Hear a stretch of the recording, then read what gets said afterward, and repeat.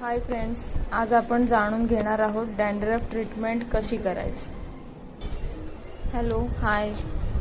तुम्ही बघू शकता तिचा केवढा डॅन्ड्रफ झालेला आहे केसांमध्ये, पूर्ण तिच्या खांद्यांवरती वगैरे पडलेला आहे। आपण हा रब करून सगळा डॅन्ड्रफ काढलाय।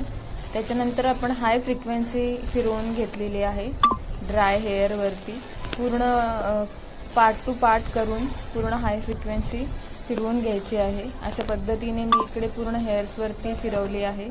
लगेच आपण क्रीम अप्लाय करणार आहोत।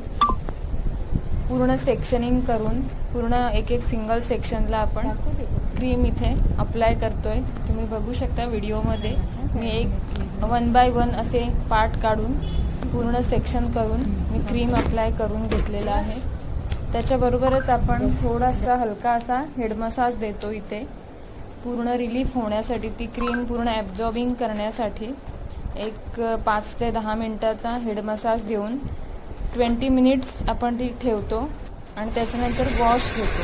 तर पहिल्याच वॉशमध्ये तुम्ही बघितले तिचा पूर्ण क्लीन झालेला आहे, काहीच दिसत नाही। जो अगोदर आपण व्हिडिओमध्ये बघितला तर त्या पद्धतीनुसार बघायला गेलो तर पहिल्याच वॉशमध्ये पूर्ण क्लीन झालेला आहे। आणि हा जो व्हिडिओ आहे हा सेकंड पार्टचा आहे। सेकंड वॉश तिचं 1 डे नंतर आपण केलेला आहे ब्रेक देऊन मध्ये, तो तर पूर्ण क्लीन दिसतो आहे। काहीच आता तिचा पूर्ण डॅन्ड्रफच गेलेला आहे।